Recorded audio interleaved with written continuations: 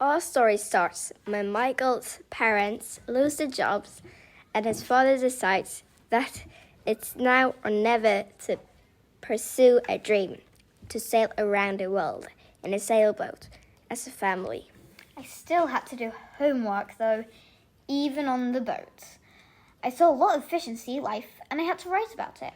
Our family was alone a lot.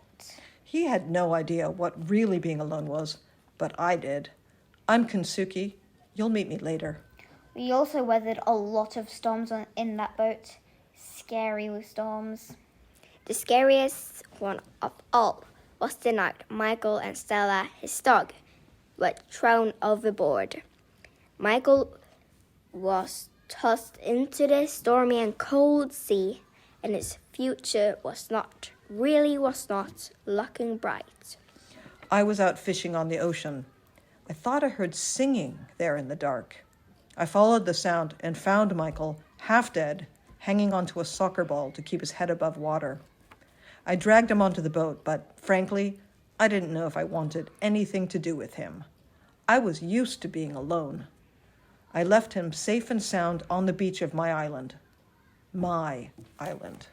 When I woke up, I had no idea where I was.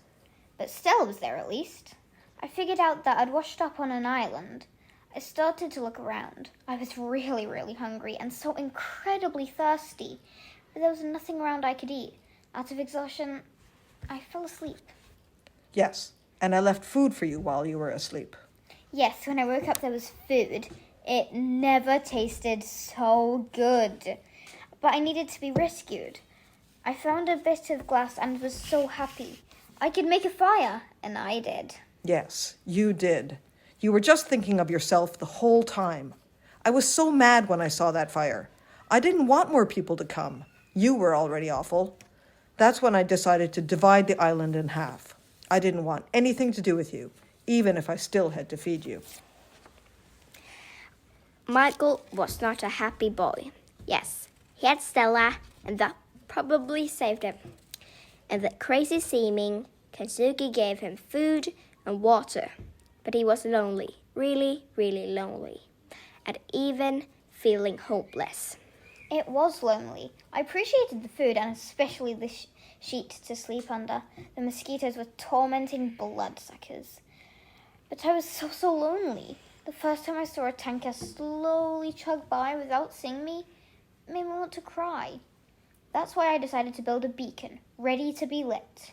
You just didn't understand what more people would mean for me and my orangutans. You weren't talking to me. You should have still asked me.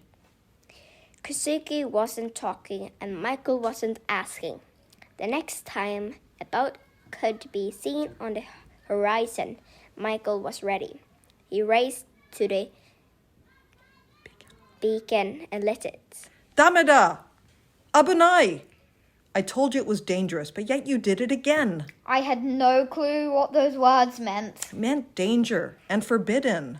I just didn't understand. I was thinking, why didn't you let me? I got really mad that he didn't let me take the chance. I was so mad at Kensuke, I did exactly what he told me not to do. I started swimming. This turned out to be a really, really bad idea. He shouldn't have done it. I couldn't explain it in English, but I told you not to, Michael. So why did you do it? I was in the ocean, and suddenly I felt a searing pain. I was in terrible pain, close to death. Why was it taking me so long to die? What an idiot. I had to save him now. I wasn't happy about it, but I took care of him anyway. I took him to my cave house and nursed him back to health. After a while, as Michael got better, Kensuke and Michael started to talk. Michael started to teach Kensuke English, and Kensuke taught Michael the fine art of his painting, using octopus ink for paints. They talked a lot. And it was when we went fishing you told me about your life. It turned out that Kensuke was a doctor and had a family in Nagasaki. Finally, Michael got to hear Kensuke's story. Finally, why Kensuke was difficult, even mean in the beginning, was made more understandable. Also why he took care of Michael so well. When I went off as a doctor in the army in the Second World War against America, I left my family behind. I landed on the island because my ship was bombed. My ship washed up on the island. So I took supplies from the ship, and I've lived here ever since. One day, Americans came to the island.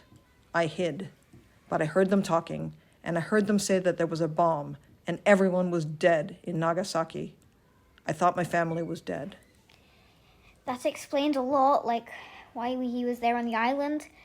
But we were now getting along great, and it seemed like we were family.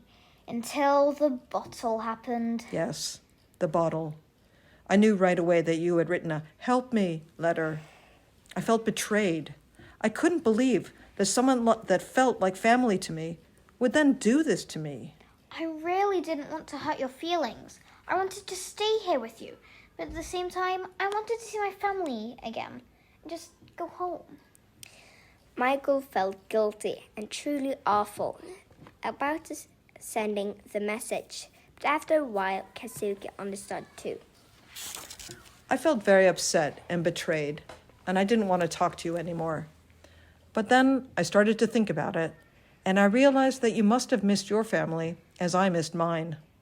I took you fishing, and I told you that I knew how you felt. I decided that it would be cruel to keep you here. So I told you that the next day we would build an enormous beacon.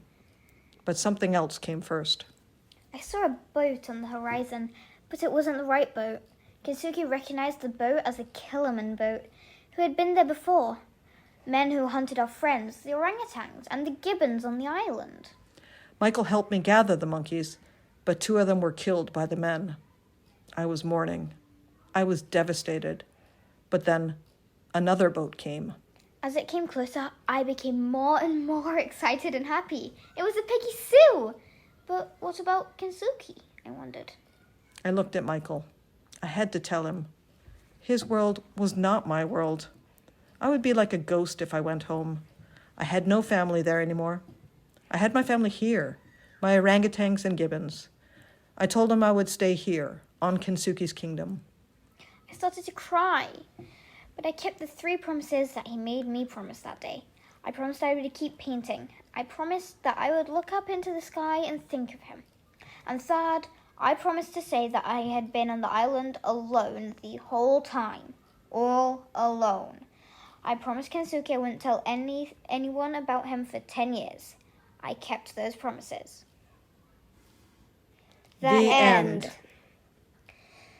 This has been a production of Grade 4 English Mother Tongue class in Stockholm, Sweden.